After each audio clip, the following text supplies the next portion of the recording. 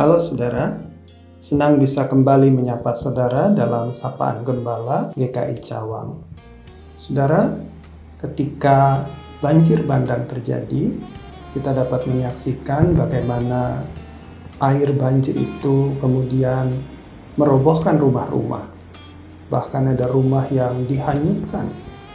Tapi kita juga dapat menyaksikan bahwa ada rumah yang tetap dapat berdiri di tengah-tengah terjangan banjir bandang tersebut. Saya percaya rumah itu dapat berdiri karena ketika pemilik rumah membangun rumah tersebut, dia pasti memperhatikan fondasinya, dasarnya dibuat dengan kokoh. Dalam kehidupan ini, kita juga bisa mengalami banjir bandang berupa pergumulan, persoalan, permasalahan dalam kehidupan kita.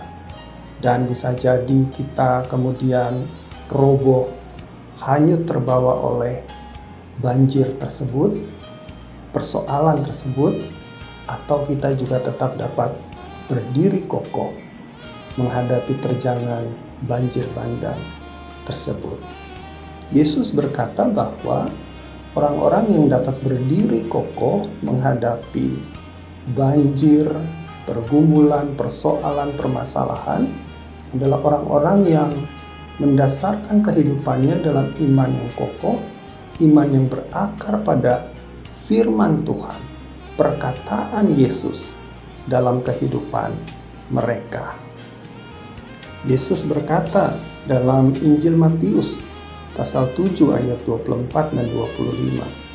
Setiap orang yang mendengar perkataanku ini dan melakukannya, ia sama dengan orang yang bijaksana, yang mendirikan rumahnya di atas batu. Kemudian turunlah hujan dan datanglah banjir, lalu angin melanda rumah itu. Tapi rumah itu tidak rubuh, sebab didirikan di atas batu. Mendengarkan perkataan Yesus dan melakukannya dalam kehidupan menjadi kunci berdiri kokoh di tengah-tengah kehidupan ini. Dalam peristiwa Yesus berjalan di atas air, murid-murid mengalami ketakutan karena mereka diombang-ambingkan oleh gelombang dan angin sakal. Yesus berjalan menghampiri mereka, tapi mereka tidak mengenal Yesus. Yesus berkata, "Tenanglah, aku ini, jangan takut." Petrus pada saat itu meminta agar dia bisa berjalan di atas air seperti Yesus. Seizin Yesus, Petrus dapat berjalan di atas air. Tetapi ketika ia merasakan tiupan angin, ia menjadi takut dan ia mulai tenggelam. Murid-murid Yesus pada saat itu baru saja menyaksikan peristiwa mujizat Yesus memberi makan 5.000 orang dari 5 roti dan 2 ikan. Tetapi karena ketakutan, mereka tidak lagi mengingat bahwa yang berjalan di atas air itu adalah Yesus yang berkuasa, yang sanggup untuk menolong mereka. Petrus mengapa bisa tenggelam? Karena dia kehilangan fokus. Ketika angin menerpanya, dia mengalami ketakutan. Dia tidak lagi fokus pada Yesus, tapi dia fokus pada ketakutannya dan kemudian membuat dia tenggelam. Yesus berkata, "Hai orang yang kurang percaya, mengapa engkau bimbang?"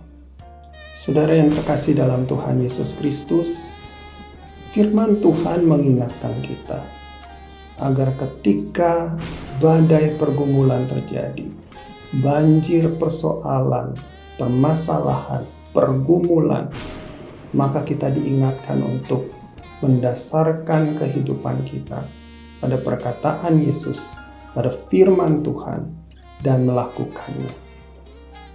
Ia mengajak kita untuk fokus pada Yesus, bukan pada persoalan kita, pada pergumulan kita. Firman Tuhan mengajak kita untuk meyakini bersama dengan Yesus pergumulan, persoalan pasti dapat kita atasi. Yesus menginginkan kita agar tidak bimbang, tetapi percaya kepadanya dengan sepenuh hati.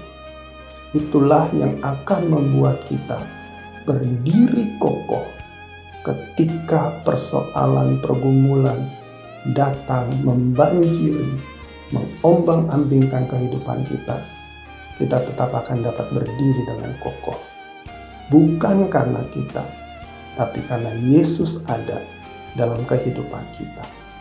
Kita bisa melihat kehadirannya dengan jelas, dan kita bisa mengamini firman-Nya bahwa Dia adalah Allah yang setia dalam kehidupan kita. Tuhan memberkati. Amin.